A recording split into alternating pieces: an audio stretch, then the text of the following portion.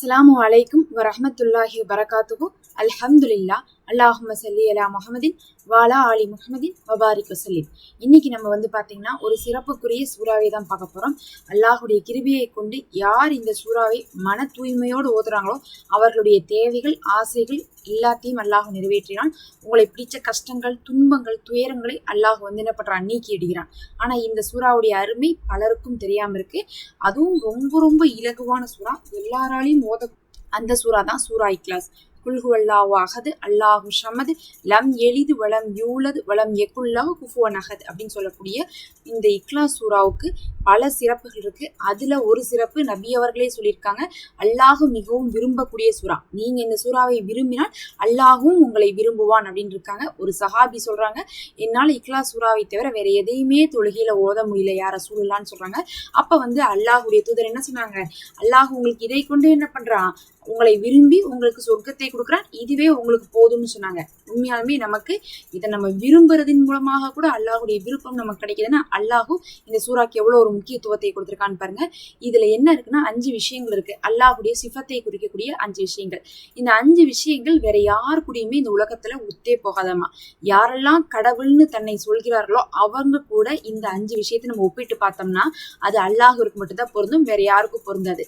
இது இறை கொள்கைக்கான 5 விஷயங்கள். அப்ப ஒரு இறைவன்னா இந்த 5 விஷயங்கள் இருக்கணும். என்ன 5 விஷயம்னு பாத்தீங்கன்னா, குல்ஹு அல்லாஹு அஹது, அல்லாஹு ஒருவன்.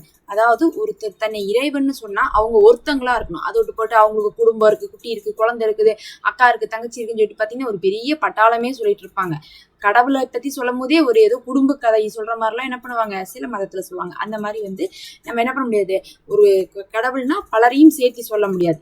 அவங்களுடைய மகன் இவங்க, இவங்களுடைய குழந்தை இவங்க அப்படின்லாம் சொல்லக்கூடாது. நம்ம சிங்கிளா இருக்கிற மாதிரி இருக்கணும். ஒருவன், அதுதான் அல்லாஹுடைய முதல் சிஃபத்தாக சொல்லப்படுது. அடுத்து அவன் தேவையற்றவன்.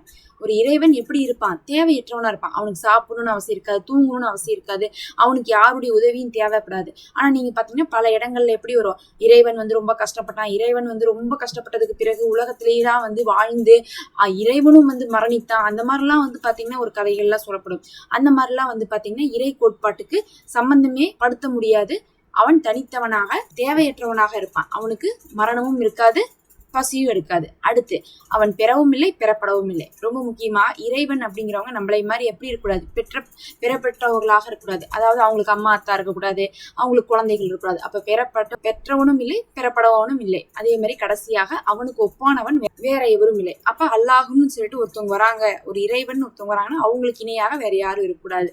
அப்படி பார்க்கும்போது அல்லாஹுக்கு இணையாக வேற யாரும் இல்லை. இந்த 5 சிஃபத்துகள் அல்லாஹுடைய தன்மையை குடிக்கக்கூடிய இந்த விஷயங்கள் இந்த சூறாவில் இருக்குது. அதனாலதான் அல்லாஹ் இதை நேசிக்கிறான். இதுவும் இதை ஓதுவதனால உங்களுக்கு கடன் அடையுது, உங்களுடைய தேவைகள் நிறைவேற்றப்படுது, உங்களுடைய ஆசைகள் கிடைக்குது. அதே மாதிரி உங்களுக்கு நாள் முழுவதும் இதுவே போதுமானதாக இருக்கு. அதனாலதான் நபி அவர்கள் ஒரு நாள்ல அதிகமா ஓதின சூறாவாக இதை ஓதியிருக்காங்க. சில சூறாக்களை தவறாமலாம் ஓதி வந்திருக்காங்க. தவறாம ஓதுறது வேற, அதிகமா ஓதுறது வேற. இப்ப தவறாம ஓதுறதுன்னா டெய்லி அவங்க தபாரக் சூறா ஓதிருக்காங்க நபி ஸல்லல்லாஹு அலைஹி வஸல்லம் அவர்கள்.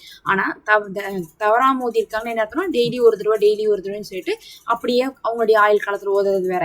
அதே ஒரு நாள்லயே பல தடவை ஓதுனதுன்னா இந்த சூறா தான். அப்ப பல தேவைகள் இதுல பூர்த்தியாகும், நோய் நிவாரணம் கிடைக்கும், ஆசைகளுக்கும் நீயத்துகளுக்கும் ரொம்ப முக்கியமான சூறா. இதை நீங்க 10 முறை ஓதி உங்க துவா செய்து பாருங்க, பெரிய மாற்றத்தை பார்ப்பீங்க. அல்லாஹ் உங்களுடைய துவாக்களை கபூலாக்குவானாக. மறக்காம சப்ஸ்கிரைப் பண்ணிக்கோங்க. நம்ம சேனல்ல மெம்பர்ஷிப் இருக்கு, ஜாயின் பண்ணிக்கோங்க.